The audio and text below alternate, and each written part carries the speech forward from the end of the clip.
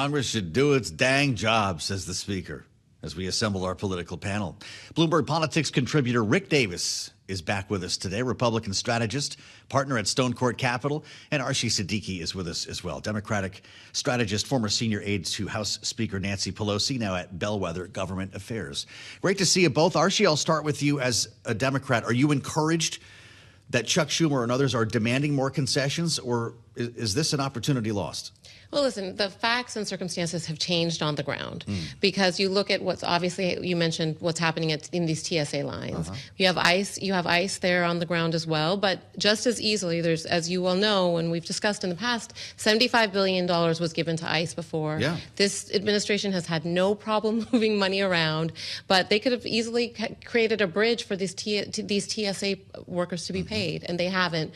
So I think in terms of the negotiations falling apart, the other fact and circumstance I think that really did change was the fact of this reconciliation effort to really kind of subvert this commitment to actually make changes on with ICE. So I think Democrats were put in a position where they had to actually make sure that they tried to leverage as much as possible in terms of getting these common sense reforms. Really interesting how reconciliation can spoil the conversation, unlike rescissions. Two recent memories from Capitol Hill. Rick Davis, are you going to tell me that it's darkest before dawn? How are you feeling about this today? You know, look, I mean, it won't be the first time the Senate's jammed the House. You heard what the Speaker basically give the standard House line. Hey, look at this. We've done this bill already. How many times in the last year have we heard him say that and then have to vote on the Senate bill? Look, the reality is the Senate has a different voting makeup, and they have different rules, and they play by a different set of rules of the game. And in this case, they're the only ones negotiating an outcome. If the Democrats say yes, I have no doubt that Johnson and enough Democrats will be able to get the votes to pass this out of the House. Because at the end of the day, I think what people are aligned on is they want to have reforms. They just got to decide on which ones. And they want to have funding for the balance of those duties that are not ICE within DHS. So you smell a deal in the air, but the clock's ticking. We got Easter recess coming up, and that's usually the best possible elixir for getting people to agree. I was going to ask you that next, Rick. So that means you think they actually get a deal in the Senate before they go away on recess?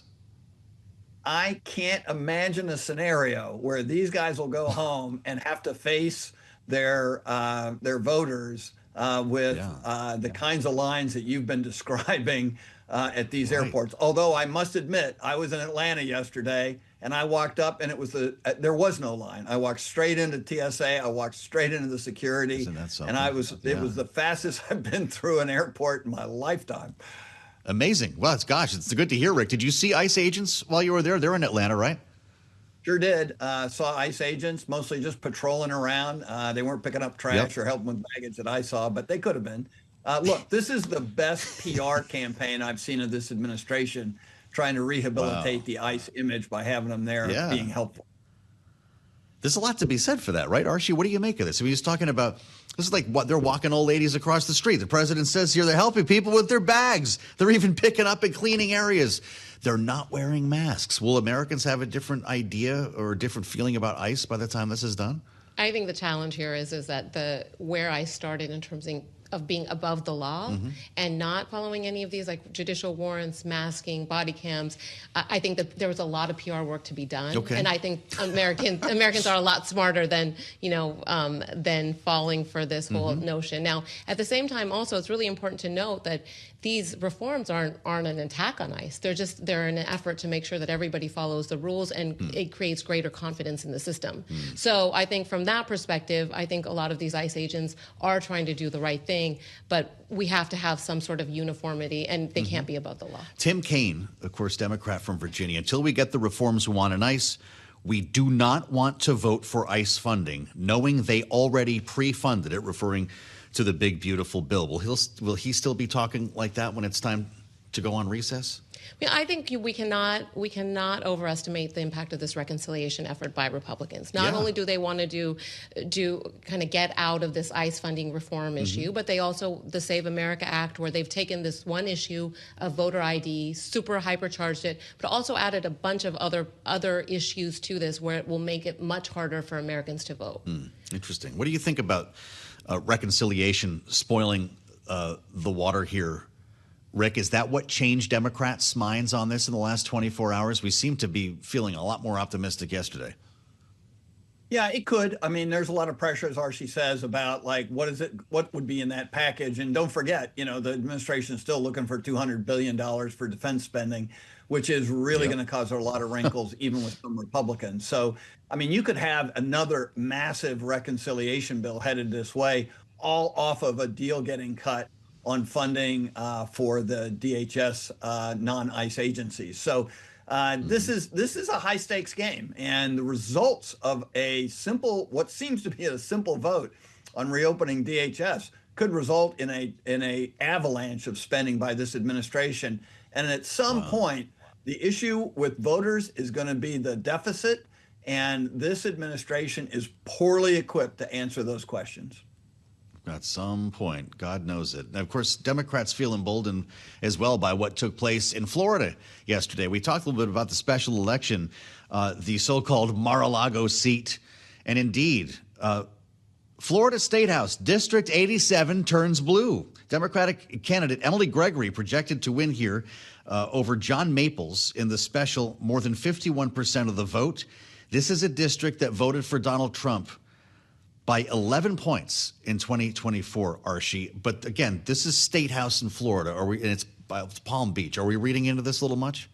Listen, when we were talking about these types of overperformance issues and examples a couple of months ago, I was a little bit tentative. But now it's one after the other. It's one after the other. This is a running trend, and we're talking about 15, 16 percentage points on average of overperformance. So I think there is something that's building towards the midterm elections, but we still obviously have a long ways to go. DNC Chair Ken Martin, Rick, says if Democrats can win in Trump's own backyard, we can win anywhere. What do you think? Yeah, no, I'd echo Arshi's view. Democrats have averaged, since Donald Trump was elected, winning by an average of 12% over what Kamala Harris got in these districts, in the special elections and the congressionals. So if you believe that is a continuation of where we're going to be headed into the midterm, then you're talking about a pretty sizable Republican loss in the House of Representatives, and at least making a bunch of these Senate seats very competitive. So the only thing I think the Democrats really are lacking right now to enter this is a decent competitive financial advantage. They are way behind on fundraising, and I can't imagine with the wind at their back why they're having such a hard time.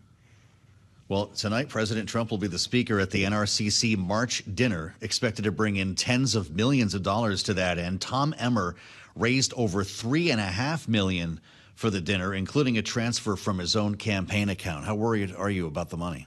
The money is a real issue, and I think dark money even more so. So I think, and so from that perspective, I think Democrats are very focused. I think some of the numbers are a little misleading.